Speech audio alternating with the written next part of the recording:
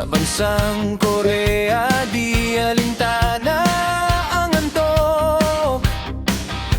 Dugo at pawis ang siyang inilalok. Mula sa pagkayod sa mga pabrika hanggang sa pag-aral ng wikang banyaga,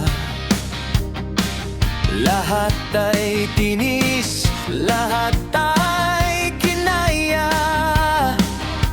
dahil sa pamilyang naiwan sa lupa.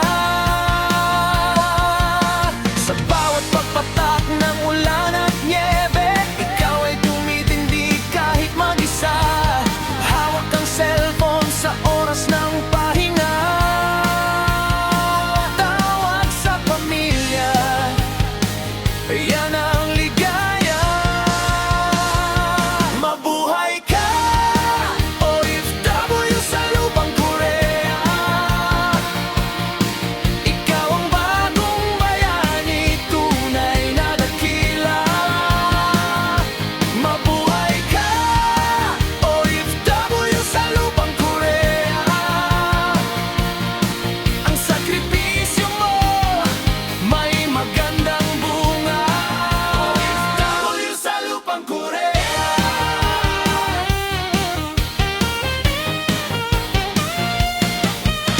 Ang iyong sahod na pinaghirapan ay siyang bubuhay sa kanilang kinabukasan.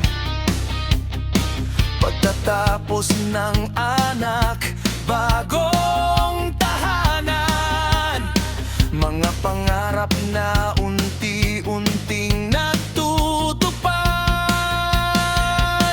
Ikaw ang sandigan ng inyong tahanan. Kahit malayo, ikaw ang ilaw nila.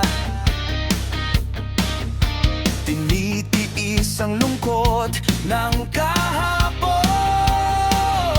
pero sa puso mo may pag-asa pa rin. Sa bawat pagpatak ng ulan at nyebe, ikaw ay tumitindi kahit mag-isa. Hawak ang cellphone sa oras ng pahinga. Tawag sa pamilya, yan ang ligaya. Mabuhay ka, OFW sa lupang Korea. Ikaw ang bagong bayani, tunay na dakila. Mabuhay ka, OFW sa lupang Korea. Ang sakripisyo mo may magandang bunga. OFW sa lupang Korea.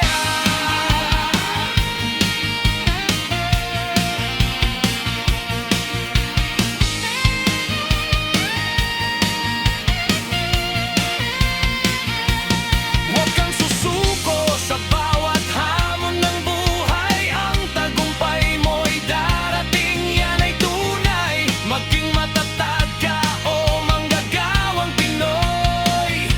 Ika'y pinagmamalaki ng lahing Pinoy. Mabuhay ka, OFW sa lupang Korea.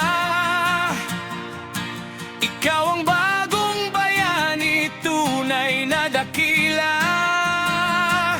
Mabuhay ka, OFW sa lupang Korea. Ang sakripisyo mo may magandang buhay.